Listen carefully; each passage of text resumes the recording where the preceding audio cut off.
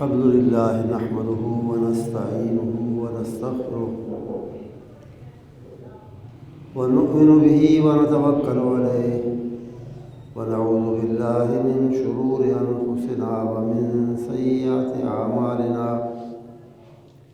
من يهده الله فلا مضل له ومن يضلل فلا هادي له وأشهد أن لا إله إلا الله وحده لا شريك له وأشهد أن محمدًا عبده ورسوله صلى الله عليه وعلى آله وأصحابه وسلم أما بعد فإن خير الحديث كتاب الله وخير الهدي هدي محمد صلى الله عليه وسلم وشر الأمور محدثاتها وكل محدثة بدعة وكل بدعة ضلالة وكل ضلالة في النار رب اشرح لي صدري ويسر لي أمري واحلل عقدة من لساني يفقهوا قولي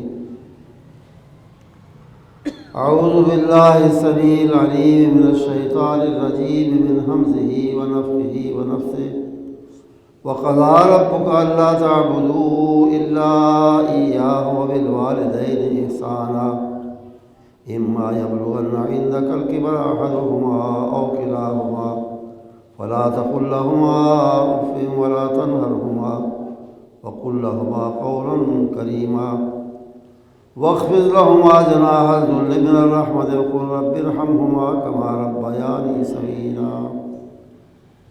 حمد و ثنا شکر و تعریف اللہ رب العالمین کے لیے جو خالق کل مالک کل عالم کل ہے. درود و سلام سرور انبیاء کے لیے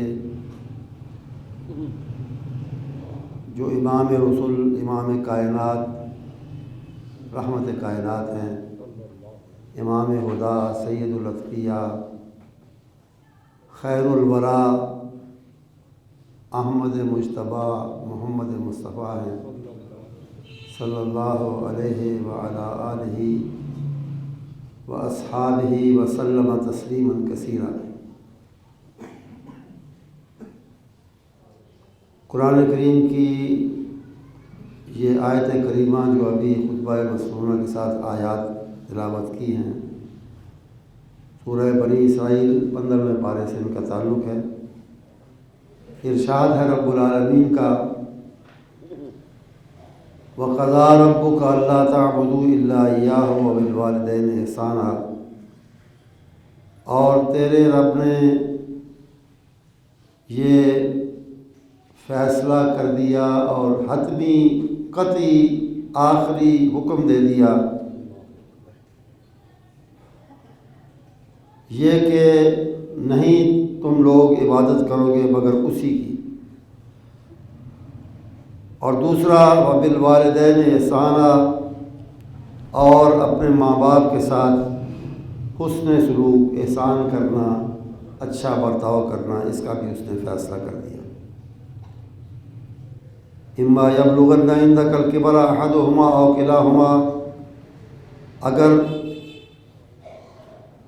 وہ دونوں یا دونوں میں سے ایک بڑھاپے کو پہنچے, فلا تقل لہما اف ولا تنہرہما, انہیں اف تک نہ کہو, ڈانٹ ڈپٹ نہ کرو, جھڑکنے سے گریز کرو.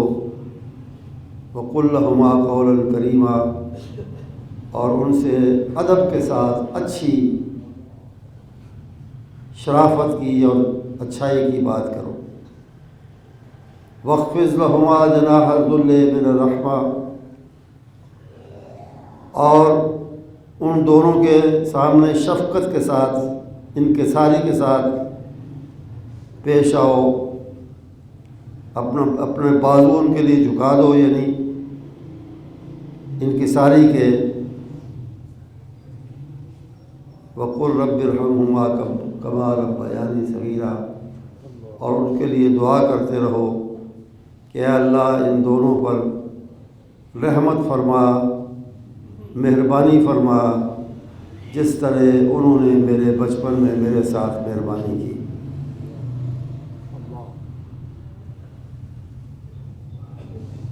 اس سے پہلے ذکر ہو چکا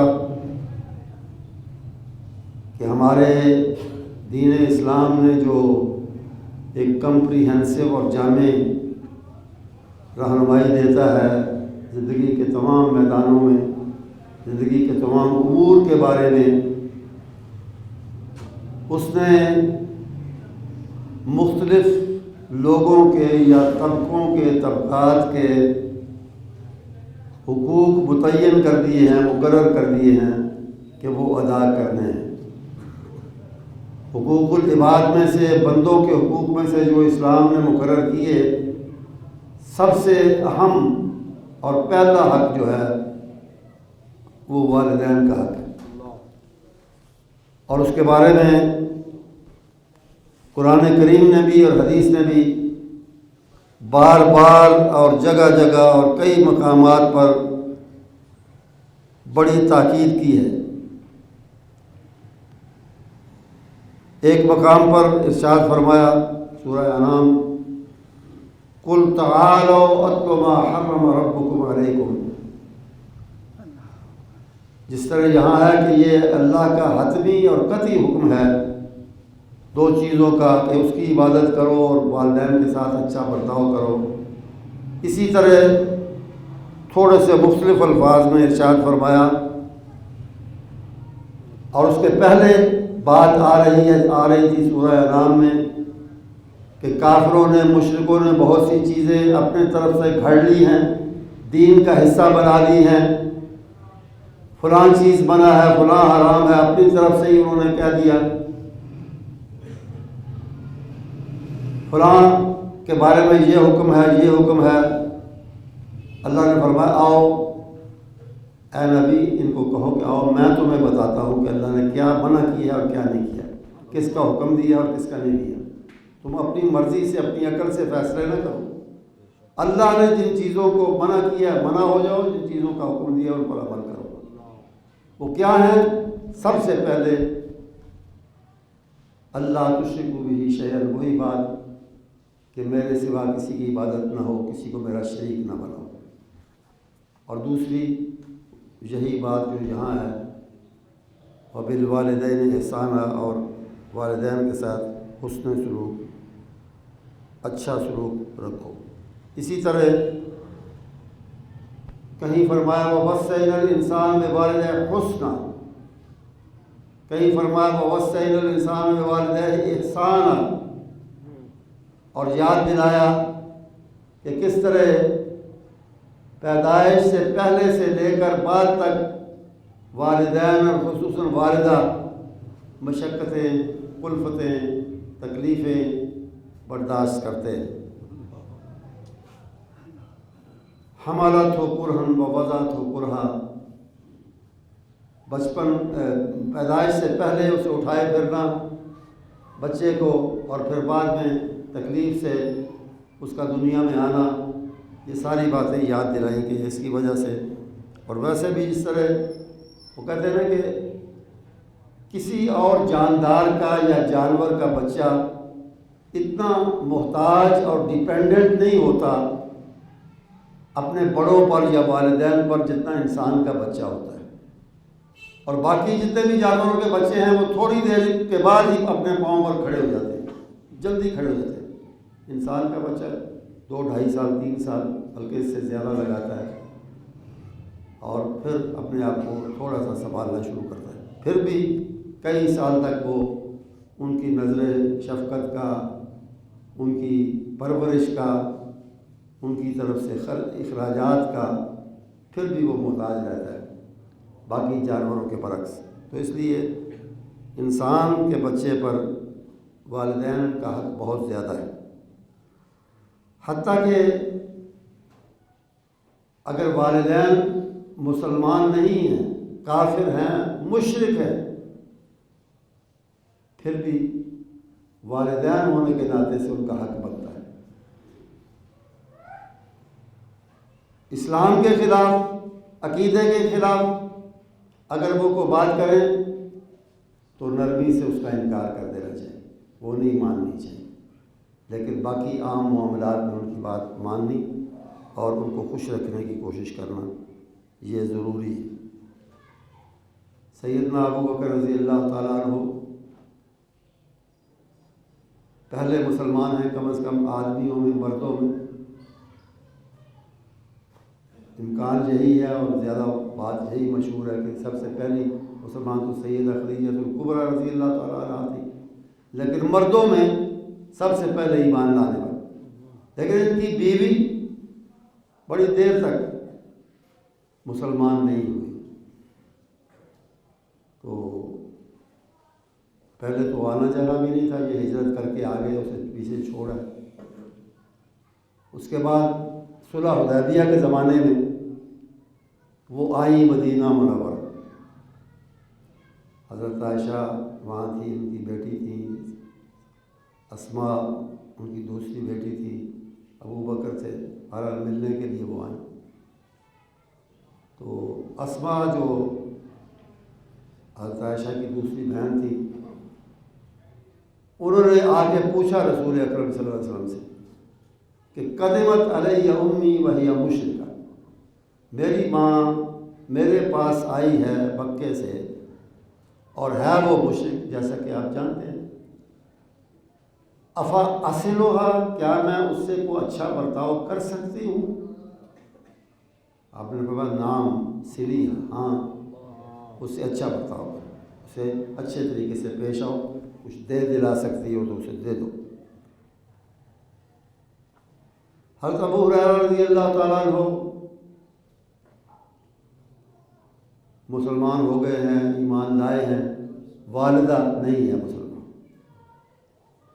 اور بعض اوقات وہ اسلام کے بارے میں یا نبی محترم صلی اللہ علیہ وسلم کے بارے میں غلط باتیں بھی کر جاتی، جس کی بڑی انہیں تکلیف ہوتی تھی۔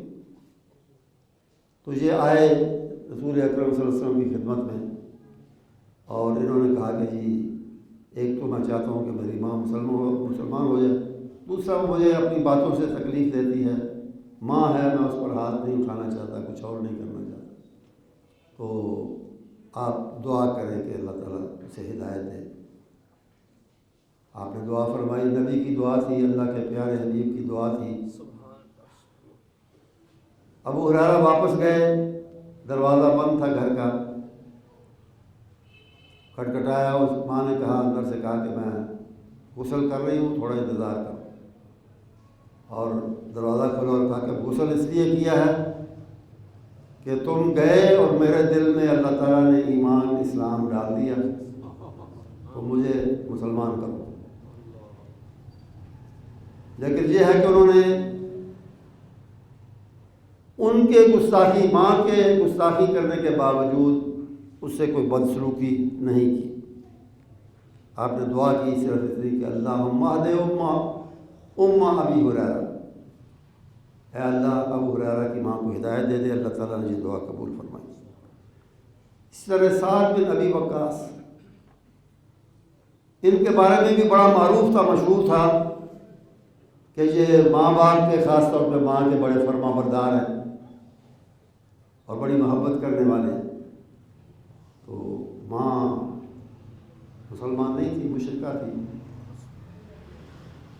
اس نے کہا کہ تم نے دین اپنا چھوڑ دیا ہے اور نیا دین، حالانکہ یہی اصل دین ہے اور پرانا دین ہے جو نبی کریم صلی اللہ علیہ وسلم لے کر آئے۔ ہمیشہ انبیاء یہی دین لے کر آتے رہے، توحید والا۔ شریعت میں تبدیلیاں ہوتی تھی، عقیدہ ہمیشہ یہی تھا، توحید کا، قیامت کا، فرشتوں کا، کتابوں کا، ہمیشہ یہی عقیدہ رہا ہے۔ تمام انبیاء نے اسی کی دعوت دی۔ وَمَا أَرْسَلْنَا مِن رَّسُولٍ إِلَّا نُوحِي إِلَيْهِ أَنَّهُ لَا إِلَٰهَ إِلَّا أَنَا فَاعْبُدُونِ، ہر ایک نے لا الہ الا اللہ کی دعوت دی ہے، اسی عقیدے کی دعوت۔ تو اس نے کہا تم نے نیا دین اختیار کر لیا، تم بڑی محبت کا دعویٰ کرتے اور کرتے بھی ہو محبت کے ساتھ، تو میں دیکھتی ہوں کتنی محبت ہے تمہاری، کیسی محبت ہے۔ تو میں کھانا پینا چھوڑ رہی ہوں، بھوک ہڑتال کر رہی ہوں،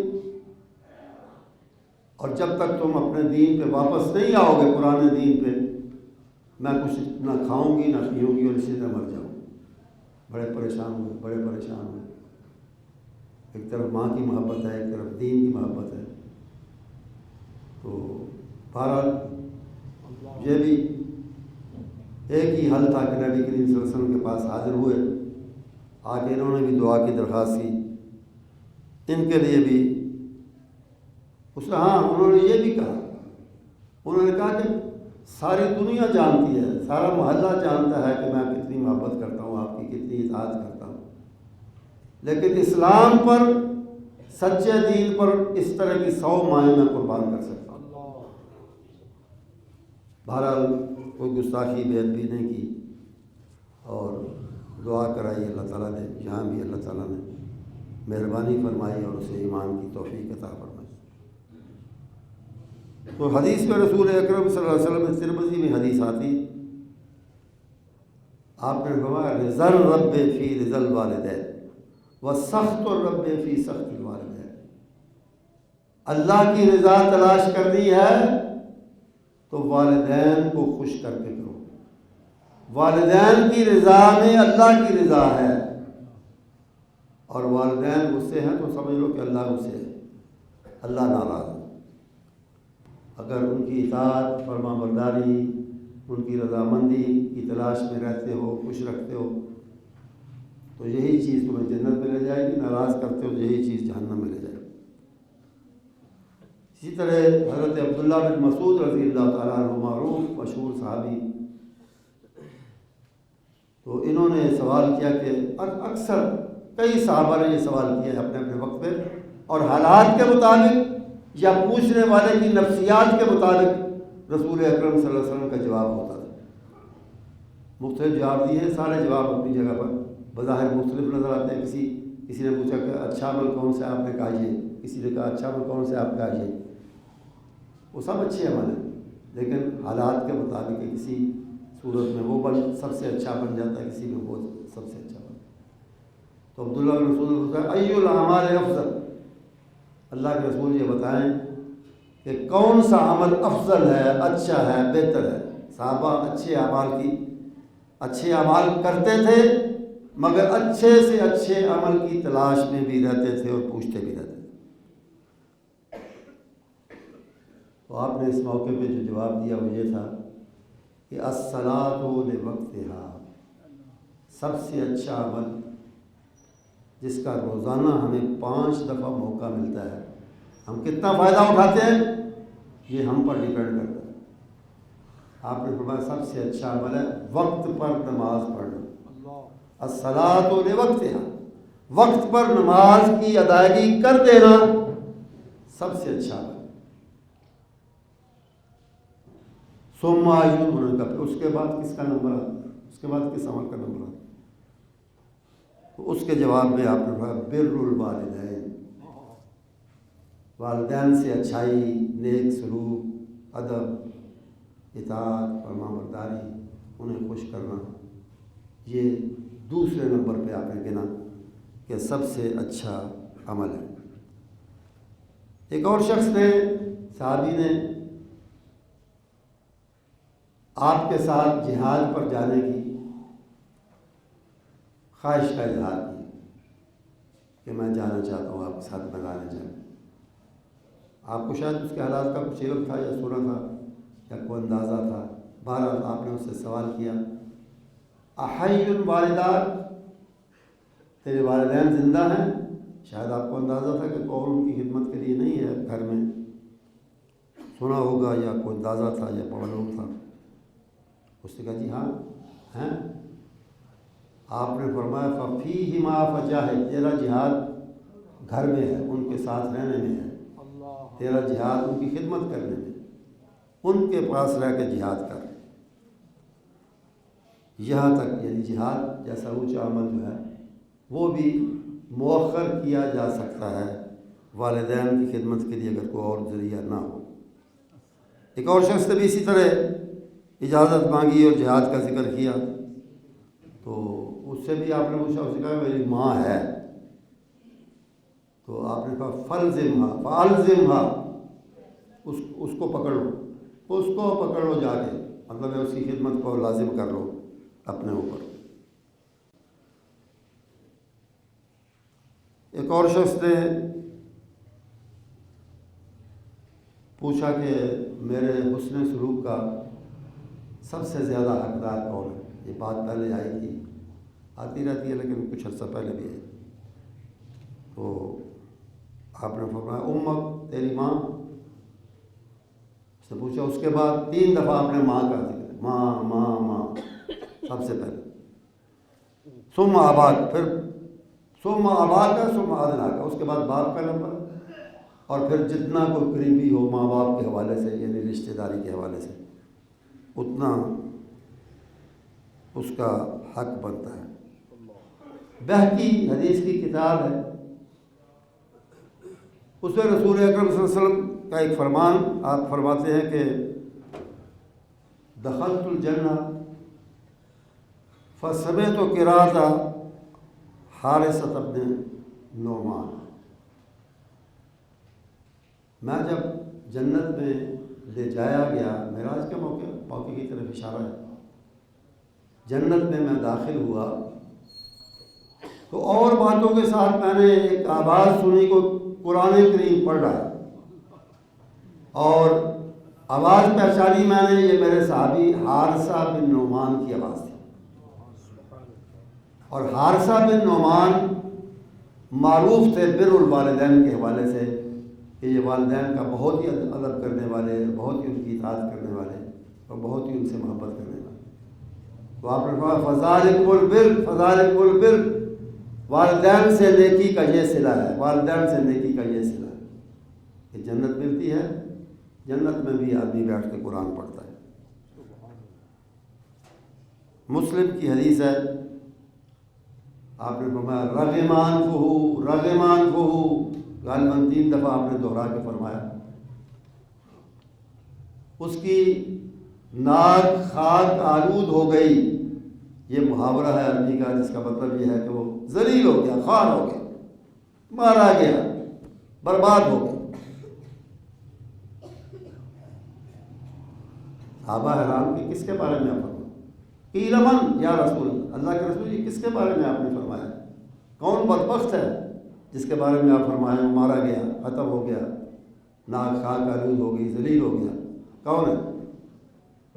آپ نے فرمایا یہ وہ بدقسمت ہے کہ اس نے اپنے ماں باپ کو، دونوں کو یا ایک کو، بڑھاپے میں پایا، فلم یدخلہ الجنہ، لیکن وہ اسے جنت میں نہ داخل کرا سکے۔ کیا مطلب؟ کہ بڑھاپے میں ان کی خدمت کرتا تو سیدھا جنت میں جاتا۔ بڑا بدبخت ہے کہ وہ اسے موقع ملا جنت پانے کا، حاصل کرنے کا، اور وہ نہ پا سکا۔ ظفر علی خان ہمارے شعراء میں سے معروف ہیں، ادیب، شاعر، صحافی۔ انہوں نے کئی ان چیزوں، ایسی چیزوں کو نظم کیا ہے، نظم میں، اشعار میں بیان کیا ہے۔ تو اس واقعہ کو یا اس حدیث کو بھی انہوں نے نظم کا رنگ دیا کہ ایک دن نبی نے حلقہ احباب میں یہ لفظ، ایک دن نبی نے صلی اللہ علیہ وسلم حلقہ احباب میں یہ لفظ دہرائے 3 بار کہ ناک اس کی کٹ گئی، اس کی ناک کٹ گئی۔ اصحاب نے کہا کہ یہ کمبخت کون ہے؟ توقیر جس کی حضرت باری میں گھٹ گئی، جس کی عزت اللہ رسول کی نظر میں نہیں رہی، یہ کون بدبخت ہے؟ ارشاد یوں ہوا کہ وہ فرزند ناخلف، گھر جس کے جنت آئی اور آ کر پلٹ گئی، ماں باپ کا جسے نہ بڑھاپے میں ہو خیال، اس ناسعید بیٹے کی قسمت الٹ گئی۔ یہ ہے اس حدیث کا منظوم ترجمہ۔ ایک اور حدیث میں رسول اکرم صلی اللہ علیہ وسلم نے، نسائی کی حدیث، نسائی حدیث کی کتاب معروف، 3 آدمیوں کے پکا جہنمی ہونے کا فیصلہ سنایا ہے۔ 3 قسم کے آدمی کہ وہ جنتی نہیں ہے، وہ جہنمی۔ لم يدخل الجنہ، نہیں جائے گا جنت میں، نہیں داخل ہوگا جنت۔ کون؟ منان احسان جتانے والا، جو کسی پر اچھائی نیکی کر کے پھر جتاتا رہتا ہے۔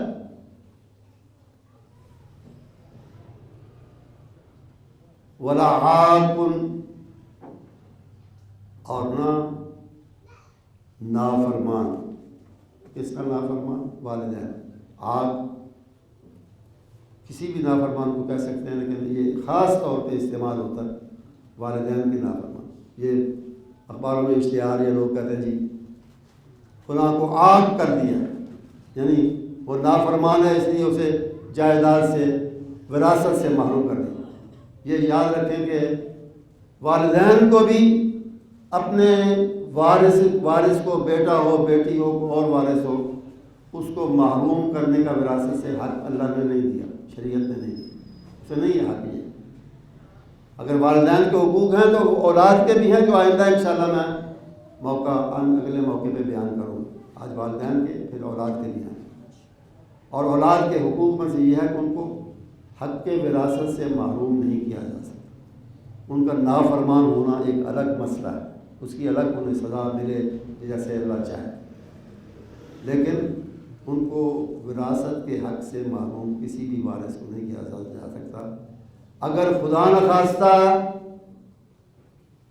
دین چھوڑ دیتا ہے کوئی وارث، بیٹا ہو بیٹی ہو اور وارث ہو، وہ محروم ہو جاتا ہے خود بخود مرتد ہونے پر۔ اگر خدا نخواستہ اپنے مورث کو، یعنی جس کی وراثت حاصل کرنی ہے، باپ ہو یا اور رشتہ دار ہو، والدہ ہو، اس کو قتل کرتا ہے، محروم ہو جاتا ہے۔ اس کے سوا کسی نافرمانی سے، کسی گستاخی سے، کسی بے ادبی سے معروم نہیں ہوتا، وراثت سے معروم نہیں ہوتا، اس کو دینی پڑتی۔ تو آگ کے بارے میں آپ نے فرمایا کہ جنت میں نہیں جائے۔ تیسرا آپ نے فرمایا ولا مدمن خمر، عادی شرابی، وہ بھی جنت میں نہیں جائے۔ تین قسم کے بدبخت، بدقسمت لوگ ہیں۔ اگر کوئی اپنی زندگی میں جو حق ہے والدین کا، نیکی کا، احسان کا، ادب کا، حتی الامکان اطاعت کا، اگر نہیں ادا کر سکا تو پھر کیا کرے؟ یہ بھی ایک مسئلہ ہے، یہ بھی اٹھایا گیا، رسول اکرم صلی اللہ علیہ وسلم کے زمانے میں بھی اٹھایا گیا۔ تو آپ نے فرمایا کہ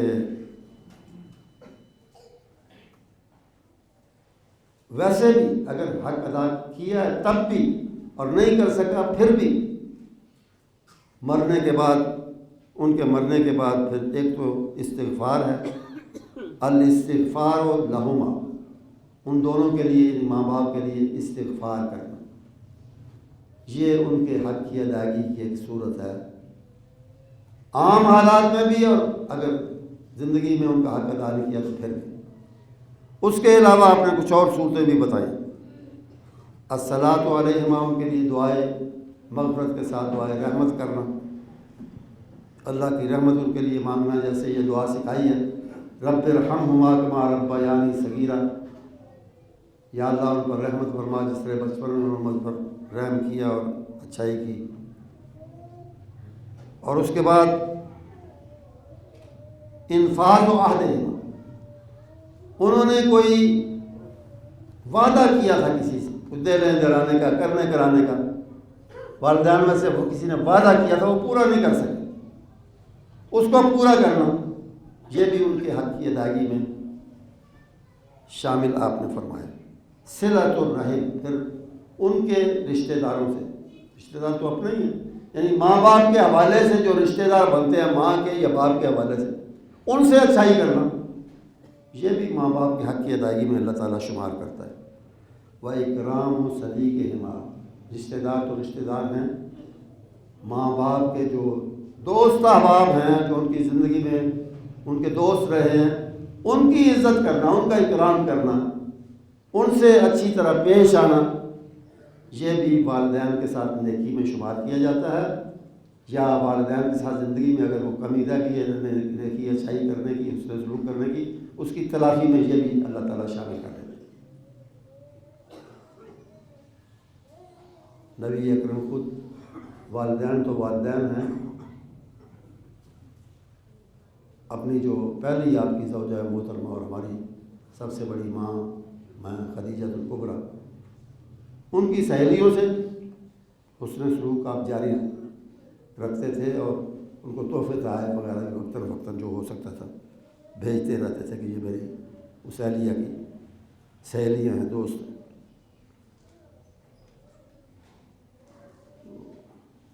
تو اللہ تعالیٰ اس حدیث میں آپ نے یہ بھی ارشاد فرمایا کہ اگر وہ ان کے لیے ان کا حق ادا نہیں کر سکتا تو یدعو لہما ویستغفر لہما، وہ ان کے لیے دعا کرتا رہے، استغفار کرتا رہے، کتب اللہ بارا، اللہ تعالیٰ اسے نیکی، والدین سے نیکی کرنے والا لکھ دیتا ہے، حالانکہ زندگی میں اس کے کچھ کمی بھی رہ گئی تھی۔ استغفار ان کے لیے کرنے کی برکت سے انہیں اسے حسن سلوک کرنے والی اولاد میں شامل کر لیتا ہے۔ آپ سے پوچھا گیا کہ بلکہ آپ نے بتایا، آپ نے ارشاد فرمایا کہ 3 آدمی سفر کر رہے تھے، بارش آ گئی، انہیں ایک پہاڑ کے اندر کھو تھی یا غار تھی، اندر داخل ہونے کی جگہ، وہ اس میں تیز بارش سے بچنے کے لیے داخل ہو گئے۔ کچھ دیر بیٹھے تھے کہ اوپر سے ایک بڑا سا پتھر آ کے اس نے اس راستے کو بند کر دیا جس راستے سے وہ داخل ہوئے، بند ہو گیا۔ ہٹانے کی کوشش کی، پتھر بھاری تھا، ہٹا نہیں سکے، مل کے بھی اسے ہٹانے میں کامیاب نہیں۔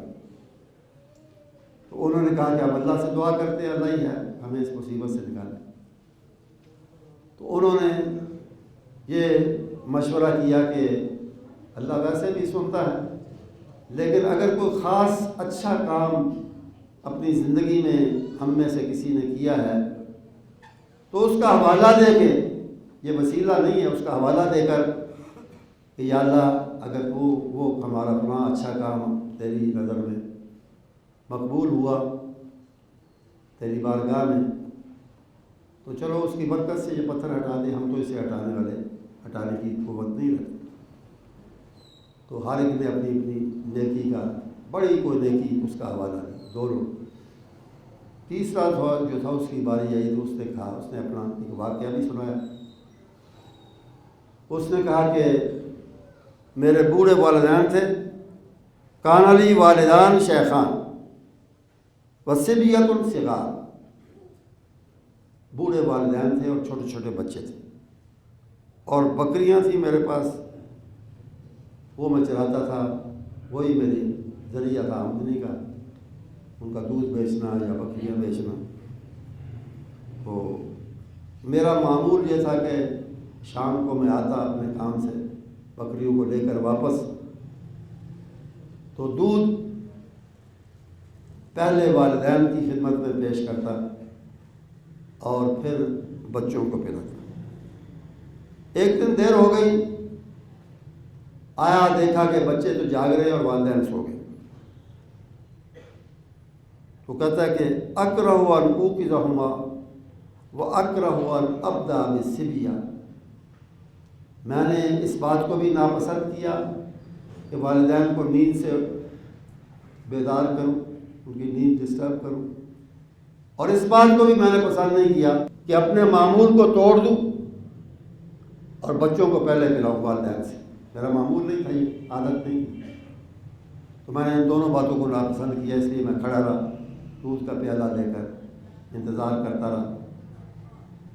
اور انتظار کب تک کیا؟ انتظار یہاں تک کیا کہ حتیٰ طلع الفجر، یہاں تک کہ صبح ہو گئی، نہ والدین اٹھے نہ میں نے بچوں کو پلایا، وہ بھی رو رو کے سو گئے۔ تو یا اللہ یہ ایک نیکی ہے میری، اگر تیری بارگاہ میں مقبول ہے تو مہربانی فرما کے یہ پتھر ہٹا۔ تو اللہ کے نبی صلی اللہ علیہ وسلم فرماتے ہیں ففرج اللہ عنہم، اللہ تعالیٰ نے وہ پتھر پہلے کی دعا سے بھی ہٹا تھا، دوسرے کی دعا سے، تیسرے کی دعا سے بالکل ہٹ گیا، رستہ بن گیا اور وہ باہر آنے میں کامیاب ہو گئے۔ یہ برکت ہے دنیا میں ہی والدین کی خدمت۔ ایک اور حدیث اس میں آپ نے ارشاد فرمایا ایک دوسرے حوالے سے، ایک تو ہے والدین کی خدمت، محبت، اطاعت، اور دوسرا ہے ان کو کسی بھی حوالے سے تنگ کرنا یا برا بھلا کہنا یا کہلوانا۔ تو آپ نے فرمایا کہ ان من اکبر الذنب ان یسب الرجل والدیہ، فرمایا کہ بڑے بڑے گناہوں میں سے ایک گناہ یہ ہے، ایک بڑا گناہ یہ ہے کہ آدمی اپنے ماں باپ کو گالی دے۔ صحابہ جنہوں نے ایک لمبا دور جاہلیت گزارا تھا اور سارے جرائم اپنے اپنے وقت میں اس وقت میں کرتے تھے، وہ بھی حیران ہوئے اس بات پہ، اور انہوں نے حیران ہو کے پوچھا کہ کیف یسب الرجل والدیہ، آدمی اپنے ماں باپ کو کیوں کر اور کس طرح گالی دے سکتا ہے؟ یہ کیسے ہو سکتا ہے کہ اپنے وقت اپنے پاس ڈائریکٹ گالی کی میں بات نہیں کر رہا، میری مراد یہ ہے کالا یسب ابا الرجل فیسب اباہ، تم دوسرے کے باپ کو گالی دو، وہ جواب میں تمہارے باپ کو گالی دے۔ کتنی آسانی سے والدہ کی گالی، والدہ کی تو ایسے رکھا ہوا گالیوں کے لیے آدمی وہ الفاظ بھی زبان پر نہیں لا سکتا، یہ تو مسجد ہے اور ممبر ہے، ویسے بھی اللہ کا شکر ہے میری زبان پر وہ الفاظ نہیں آتے عام زندگی میں، تو وہ مطلب ہے کہ عام مطلب معمولی بات پہ بہن کو، ماں کو فلاں گالیاں، بےغیرتی کی انتہا ہے۔ تو جواب میں جب اسی طرح کا جواب ملے گا تو یہ گویا آپ کے فرمان کے مطابق اس طرح ہے، میں نے اگر کسی کو گالی دی ہے اور وہ جواب میں مجھے اس طرح کی گالی دیتا ہے ماں کو یا باپ کو یا کسی کو، تو گویا میں نے وہ گالی دلوائی ہے، دلوائی نہیں بلکہ خود دی ہے آپ کے فرمان کے مطابق۔ تو یہ معمولی بات نہیں ہے، اس کی بڑی احتیاط کی ضرورت ہے۔ آخر میں ایک فقیہ کا تجزیہ یا قول ہے، بات ہے، اس نے کہا کہ 3 قسم کے اعمال ہیں وہ مقرون ہیں، یعنی جوڑا جوڑا ہے، جڑے ہوئے ہیں، اکٹھے چلتے ہیں، اکٹھے قبول ہوتے ہیں۔ ایسے ہیں 3 عمل ہیں، تو گننے میں 6 ہیں لیکن 3 جوڑے کہہ رہے ہیں، عملوں کے 3 جوڑے، اعمال کے 3 جوڑے جو اکٹھے ہیں، اکٹھے قبول ہوتے ہیں، اکٹھے چلتے ہیں۔ مزے کی بات اس نے کہی، اس نے کہا کہ اطاعت اللہ کی اور رسول کی ہے، دونوں 2 لیکن اصل میں دونوں ایک ہیں۔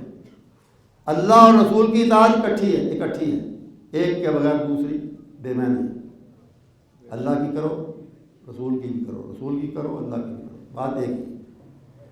اسی طرح اس نے کہا کہ نماز اور زکوٰۃ، اقیم الصلاۃ و آتوا الزکاۃ، اقیم الصلاۃ و آتوا الزکاۃ، بار بار قرآن کہتا ہے۔ نماز اور زکوٰۃ یہ 2 نیکیاں، 2 اچھے عمل، یہ بھی مقرون ہیں، یعنی آپس میں جوڑا جوڑا ہے، ملے ہوئے ہیں، دونوں اکٹھے چلتے ہیں، قبول ہوتے ہیں۔ اسی طرح تیسرا جوڑا اس نے گنا انشکر لی ولوالدیک، اللہ فرماتا ہے میرا شکر کرو اور والدین کا شکر بھی کرو، میرے شکر گزار بنو، والدین کے بھی شکر گزار ہو۔ یہ بھی مقرون عمل ہے، یعنی جوڑا ہے، اکٹھے چلتے ہیں، ان کو الگ الگ نہیں کیا جا سکتا کہ کوئی کہے کہ میرا لیے اللہ کا شکر یا اللہ کا ادب اور اللہ کی اطاعت کافی ہے، والدین جائیں جہاں جاتے ہیں، یہ نہیں کر سکتے۔ اکٹھے دونوں عمل کو جوڑنا دونوں کو پڑے گا۔ اللہ تعالیٰ ہم کو، ہمارے بچوں کو والدین کا ادب، ان کا احترام، ان کی عزت، ان کی خدمت کی توفیق عطا فرمائے۔